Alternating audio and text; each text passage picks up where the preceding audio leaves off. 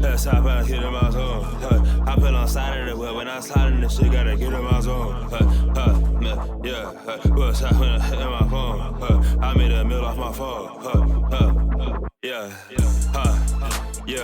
so tired. Yo, what's good, Juice Judah? How you doing? Yo, and it was good with my guy, man. I'm chilling, I'm good. You can see the shock in my eyes. Hang with Italians, I got my ties, ayy. Stay down, niggas on the rise. Bitch, don't make me go and grab my AK. Juice Junior in this bitch, nigga, I'm top 5. Where? We got a lot to talk about today. Yeah, you know, for sure. So I'm gonna just get straight into it. Where you from? Man, I'm from North Carolina, man. You know, like that nigga Mike from the Wood, man. You okay, Mike? Yeah. This is how we do it in North Carolina. I'm from High Point, you know, and yeah. Okay. So you from North Carolina? What part? I'm from High Point, North Carolina. High Point. Yeah. Okay. Ville made though, but High Point raised though, you know. So yeah. Ville made. So you was born in the Ville? I was born in the Ville, yeah. Oh, where? Thomasville to be exact, but I was raised in High Point. Okay. Yeah. That's what's up. So with you growing up in not Thomasville, but in High Point and all that good stuff, do you have any like musical influences in that area? Nah. Music influences like far as like in my area. Nah, not really, man. Like I just grew up like on some, you know, real hip hop shit. So Okay. like I really was inspired by like a lot of up north rappers. Word. You know what I'm saying? Yeah. So but that's about it though. So who introduced you into like, you know, like hip hop? Like did you have like your mom was listening to a lot of music, your dad listened to music? Yeah, my mom and dad both like, you know, was big in music. You know, whether if I was just seeing my mom like around the house, you know, cleaning up, you know, listening to like Mary J. Blige, shit like that. Whether if I see my pops, you know what I'm saying, listening to like Wu-Tang, ODB, you know, Biggie, you know, Big L, shit like that. Yeah.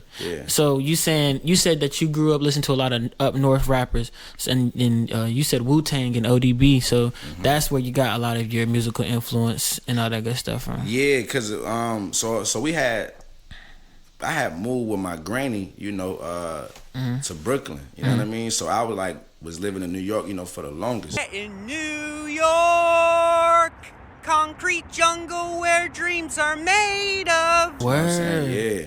So for like a part of time, like I thought you know what I mean? Like I was born in New York because I was just there like at a young age. Yeah. But you know, just being like influenced, you know, seeing my pops, seeing my family, that's all they listen to. So that's kind of like where I started really to discover music. You still go there often? Yeah, so I go there often because, like, you know, my dad's side, like, he from yeah. You okay. from up top. And my mom's side is, you know, from down south. So, yeah, though. Just, I be back and forth, you know what I mean? Word. I go see my family, but that's, like, where the roots of, like, my music, I guess, you know, origins, you know, like, originated at. Okay. Yeah. So when did you start making music? Shit, I've been like since around that time, like not even making it, but just, you know, trying to freestyle and shit. So like I've been doing that, but taking it seriously, probably like 2011. I started really rapping. Like 2010, 2011, when I started like, you know, to get discovered to like, you know, J. Cole and shit. Word. And then I started really recording like in high school in 2011, like my junior year. Yeah. Word. Yeah. Do you remember the first song you made? Man, it probably was like on a Biggie Smalls beat, Juicy. Baby. It was a freestyle. And Word. I don't remember all my lyrics, but I remember like a little bit of it though, you know what I'm saying? But that was the first beat that I ever recorded on like on a microphone, was Biggie Smalls beat, yeah. Is it out anywhere? Nah, that's like some old shit. That shit only on CD. Like so you burned it on the CD yeah, type shit? Yeah, this when niggas was burning shit. We wasn't even put it out like digitally. Like we was just burning CDs, listening to it, you know what I mean? And letting that shit rock, yeah. Now, with you growing up, I know you said one of your influences was J. Cole, you said ODB, Wu-Tang. Was there any other influences that you look up to and you still listen to today that influence your, you know, your creative process? Yeah, like Wayne, you know what I mean? Wayne and like the Hot Boys, you know, BG, Juvie, shit, who was all them, like Mike Jones, like T.I., I grew up on a lot of South shit too. Like, you know, when I moved back, you know, from down south with my family, Tight. I got, you know, like I got really like experience, you know, Bootsy. Okay. You know what I mean? You know, feel me? Just like real down south shit. Yeah. Okay, cool. So just listening to what you're saying, you have a lot of up north influences and a lot of down south influences. So do you think that is incorporated in how you make music and how your musical sound? Yeah, because, okay, me being influenced by two different sounds or just like, you know, different genres of music, that shit just, it like mix cohesively together. You know what I mean? So I make all type of music. Word. Yeah, like I'm not just stuck on just one sound or one type of flow. Like I just like, if I like it, then I make it. You know what I mean? Word. So describe your sound. I listen to some of your music. It seems like you have a very lyrical side to you, and you're melodic at times. So how would you describe your music to the audience? Oh man, gumbo. Gumbo. Yeah, gumbo. You know, like when you make gumbo, it's like a lot of different spices, shit. herbs, and shit to go in one pot to make that shit taste good. That's my music. It's like gumbo. Word. Like, you know what I mean? That shit just is a flavorful in different areas. Okay. You know what I mean? Yeah. So yeah, gumbo.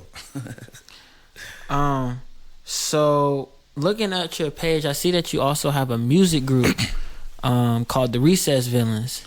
She give me hell with her clothes on. She wanna be my little bad bitch. She wanna fuck to a slow song. She wanna fuck to some trap shit. Yeah, so shout out to my boy Swim. He in Paris right now going crazy, man.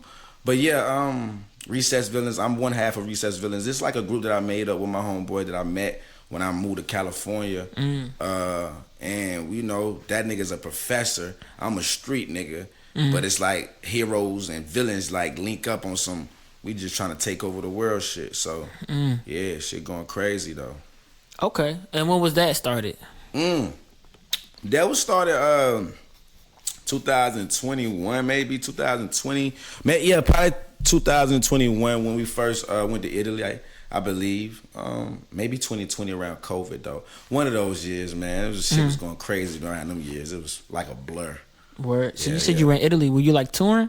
Yeah, man. So I met my Italian friends in Cali. You know what I'm saying? That's why it's good for people to travel, because you can meet new people. But so I met some Italian dudes in California. We was doing house party show. That's when I met my boy Swim. That's one half of Recess Villains.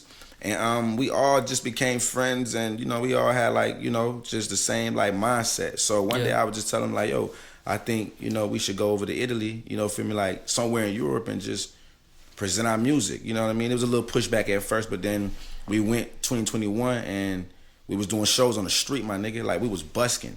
You know what I mean? Like doing shows on the street, live shows, and having people drop their little money like in our little baskets and shit. That was 2021. 2022 we went, you know what I'm saying? And we was doing like a little, like, you know what I'm saying, better with the shows and shit like that. And then so on and so on to last year, 2024. Sold out dates. You know what I'm saying? Like, sold out dates. And that just came from just, you know, connecting, you know, like with some people that really had the same common goal. You know what I mean? So, yeah. That's what's up. You said Italy. Was there any other places in Europe that you toured or outside of the United States? Nah, really, Italy, like, really, you know what I'm saying? My bad. Really, Italy was like the main one. I mean, like, I've traveled to, like, you know, Turkey. I've traveled, you know what I'm saying, from to France. But to, like, far as, like, touring, nah, just Italy right now. But shit, like, even that is a big barrier to break, because a lot of people don't know how to, like, you know what I'm saying, get, you know what I mean? Like, you know what I mean? Just to find connects to get over there to do sold out shows. You know what I mean? Right. And, you know, one thing about the Europeans, bro, is, you know, they appreciate music. Yeah. You know what I'm saying? Like, they really support you over there. You know what I'm saying? Like, over here, you got to be damn near, you know what I mean? Before they start showing love. Yeah, you know what I mean? For niggas to really show you love. And that shit is weird, but, yeah, shit crazy. Now, but just going back a little bit, your creative process. I ask a lot of artists the creative process, and they tell me they punch in a lot. Do you punch in, or do you write? What do you do in your creative process, and do you have your own home studio? Man, I write and I like, sometimes I punch in too. It just depends on how I'm feeling. Like my pen is just as lethal as my mind. Right. So I can go in, and I'll write a whole song, or I can go in and I'll punch in. It's just different vibes, where I'm at, the surroundings, what I'm seeing, what I'm going through that day, So yeah, though, I do both. Okay, perfect. What was your best song that you made? That you like? I'll say not even just the best song you made, but like where you was in the studio and you were really like, oh, this is the best studio session I had. Man, a lot of them. Uplift. So that's on my last project for. It's an EP that I dropped a few years ago. You know what I'm saying, when I was in California, and that was like one of like the most of my favorite songs because it was just so complete as far as hook, the concept, just everything beat. So I did that with some producers named Phil Gad, who I met out there. So, okay. Yeah, but like I got like a lot of shit, like especially like on my new project, 500 Degrees. Man, I got some shit called PB&J, Word. Handsome, and you know what I mean. It's like it's just me, just with a different vibe though. So those probably some of my best songs that I made on this new project that's coming up. Now speaking of 500 Degrees, when is that dropping? Man, so I don't got a release date, but I do got a release like time frame. Sometime like March. March. Yeah. Okay. March is what I'm like kind of working towards. And yeah, March is it's gonna be a mixtape, 500 Degrees. I was thinking about doing 5 songs, but I might add a few more. Word. Just because the shit is so crazy. Yeah. And that shit gonna be fire. What can we expect from it? Like, what's the overall themes of it? What you rapping about? Real life rap. What I'm going through, from like having a son to friends, passing away, to going overseas and doing shows. It's like a little nice biography. Right. You know what I mean? Okay. It's like a little nice biography of like, you know what I mean? Just who am I? Who is Juice Judah? So what does 500 Degrees mean? Is that the same thing? 500 Degrees was just like, shit, this about to get hot again. Shit warming up. Yeah. I'm warming up. I'm you know what I'm saying? Like a lot of places, I'm getting my name known. Shit heating up. That's what's up. That's what's up. I'm So looking forward to it. really, 500 was because I was gonna do 5 songs, and each song's gonna be 100 degrees. Like as far as like, you know what I mean. That's but hard. then I'm like, fuck that. After I heard them 5, I'm like, damn, I might need to add some more on this bitch, because this shit really like niggas gonna want to hear it. Because my last project I did 4 songs. Okay. You know what I'm saying? So I'm like, now my next one I might do 5. I might just say fuck it. I'm gonna do just 7, 8, and give people like a nice little lengthy body of work, so they can really kind of like go back and digest and listen to it again. So like with every song you add to it, like let's say you put 8 songs on it, would you change it to 800 Degrees? I was thinking that. Yeah. I was thinking that like, damn, I might gotta change that bitch to 800 Degrees. So it's like, I might. Okay. Change that and the cover, but the cover, I got the cover already. I'll show you off camera. Okay. The cover's so hard, it's like, damn, I don't know if I You want to change it? Yeah, I bet. Yeah. Now you were talking about. You just said that you have a son. How does it feel being a father, and how has fatherhood shaped you or changed you? Man, it feel good. Having a son is like having water in it, and that you're nourishing and that you're taking care of, letting it get sunlight. You're feeding it, like you're talking to it. A plant, grows by the, like its environment. Right. You know what I mean? So to see my son grow, because the environment that he has around him with me, my mom, his mom, her family, my mom's family, it's a beautiful thing, man. Like, I love being a dad. That's great. Yeah. How long you been a father for? Man, my son is 11, dog. Word. Yeah, I started fucking early. I ain't gonna lie, I was fucking early. So, yeah, though, man. Yeah, I was fucking early, that's all. I ain't gonna lie, I thought you had like a 2-year-old or something. See what I'm saying? Man, a lot of niggas, you know what I'm saying? Hell nah, though. My son, I was fucking early. Like, right after high school, though, you know what I mean? Like, yeah. Yeah. All right, so this year you said you're gonna drop a mixtape. You said you might go back on tour. What's some other goals you have within this year that you wanna tackle? Shit, What's some other goals that I want to tackle? I want to, really see how far I can get it as far as, the financial side of the music. A lot of times I meet a lot of people like me who are like, doing something creative, whether they behind the camera, whether they make beats or whether they do music or whether they take photos. But it's Right.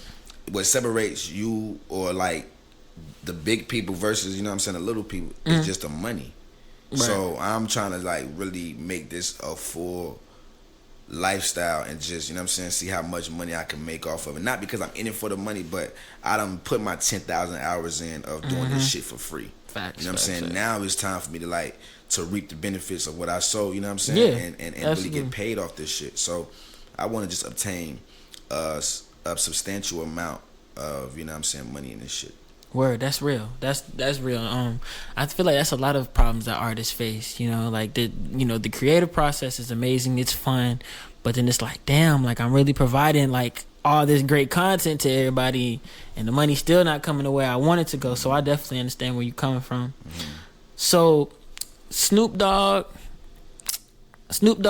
you saw him, recently at the last Olympics, holding the torch. He got his own like cereal, all that other stuff. Ice Cube, he do movies and all that stuff now. Is there anything, do you see yourself doing anything outside of music, like being in a Tubi movie or something? Or releasing your own shoe or something? Yeah. So, music is just a gateway, for me to get into like acting, and, fashion and shit. So hell yeah, like I don't feel like I don't want to be rapping that long. My ideal of this shit right now is just to be, to do like 7 to 9 year run, drop a few classic projects, win some awards, get paid off this shit, tour, and then go into like acting and fashion. You know what I mean? Word. Yeah, I got a plan. I don't want to be rapping too long. I don't even like being in front of the camera. Sometimes I get nervous. You know what I'm saying? So, for real, man. I feel that. Now, after it's all said and done, how would you want your legacy to be? Like the next generation looking up and they're like, oh, that's Juice Judah. What do you want your legacy to be? Man,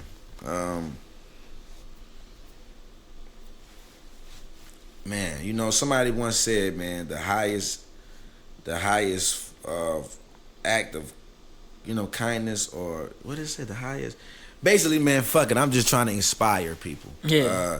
That's the highest form of something. I don't know what it is right now. And, it ain't really clicking with me. But to just inspire, man, to just motivate some black kids that look just like me, that come from the same environment as me, that are product of their environments, and to just see me and be like, damn, if he can make it, I could do the same shit. That's real. You know what I'm saying? For Yeah. real, bro. Because, like, I ain't gonna say like this, but man, like a lot of black kids don't really have like a lot of opportunities, bro. So you gotta go make it. You gotta go find the opportunities, and sometimes that's even hard because you don't know where to look, or feel me, like find the resources. So I just want to be motivation. You know what I'm saying? Feel me? Yeah. You just gotta find a way, for real. For real, bro.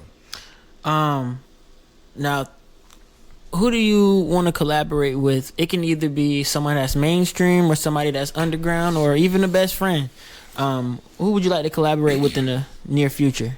Man, I need to tap in with more of like the 336 scene. You know what I mean? Just anybody that's like willing, to collab. You know what I mean? I just think it's important to do some shit, with like, people that you've seen, grow up or that's in the same environment as you. Right. But as far as big artists, like niggas that's in the industry, I need that Cole feature. Shit. Got to get it before he retire. That's what I'm saying. The fall off coming soon, bro. I would never get a Jay-Z feature. You know what I'm saying? And I'm okay with that. So it's like, fuck it. I gotta get a Cole feature. Yeah. You know what I'm saying? If that's any nigga like, shit, Cole. You know what I'm saying? Nigga from Carolina, you know what I mean? But that's about it though, Okay. Yeah. Now I'm gonna ask you, this is the last question. I'm gonna ask you, what is your message to the youth?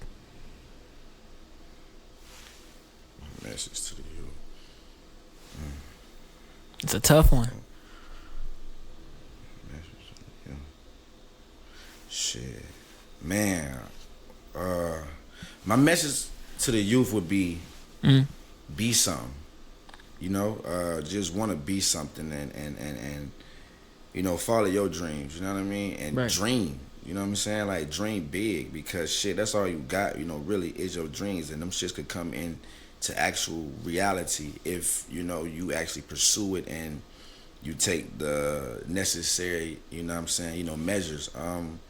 But just, you know what I mean, dream big and want to be something, man. You know what I mean? For real. That's real. Do you have any last statements you want to make to the audience? Let everybody know something that we don't know. Shit, letting niggas know something about me that they don't already know. Man, I don't give a fuck what nobody think or you know, feel about me, cause nigga, this is my life, and I'm living it the way I want to fucking live it and do it, and I'm doing what makes me happy. That's real. That's real. For real. That's how I feel, though, for real, man. And if you didn't know, man, it's your boy Juice Judah. The juice is worth the squeeze. 500 degrees coming, man. A lot of shit coming this year. Maybe 800. Maybe 800, shit. Maybe 900, man. I don't know, man. The way I'm feeling, I just want to drop more songs, but... yeah, though, man, a lot of big shit coming up for me, man. And I appreciate, too, man, shouts out to Bando, too, man, for, you know, throwing this interview, because this shit went smooth. For sure, bro. Well, It was nice meeting you. Thank you for coming. Man, all right, bro. Thank you for having me. Peace. Peace. That nigga played back cool, and that was after the fact. I feel like J. Abdul, I made a rap from the raps. I dropped the tape at 19, and that was after the Mac. Just tapped in with Bando, used to rap in the trap.